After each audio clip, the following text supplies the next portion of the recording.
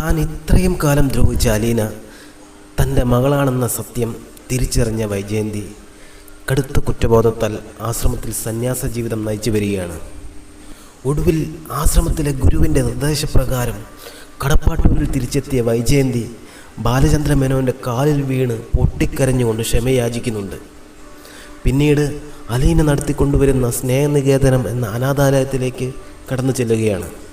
താൻ ഇത്രയും കാലം ദ്രോഹിച്ച സ്വന്തം മകളെ കണ്ട് കാലിൽ വീണ് മാപ്പ് യാചിക്കാൻ സ്നേഹനികേതനത്തിലെത്തിയ വൈജയന്തിയെ രേവതിക്കുട്ടി സ്വീകരിച്ചിരുത്തുകയും അലീന അവിടത്തേക്ക് വേണ്ട സാധനങ്ങൾ പർച്ചേസ് ചെയ്യാൻ പോയതാണെന്നും പറയുന്നു.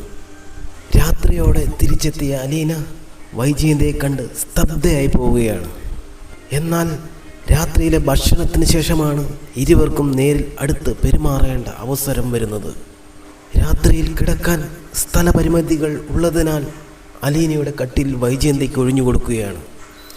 താൻ നിരത്ത് കിടന്നോളാമെന്ന് വൈജയന്തി പറയുന്നുണ്ട്.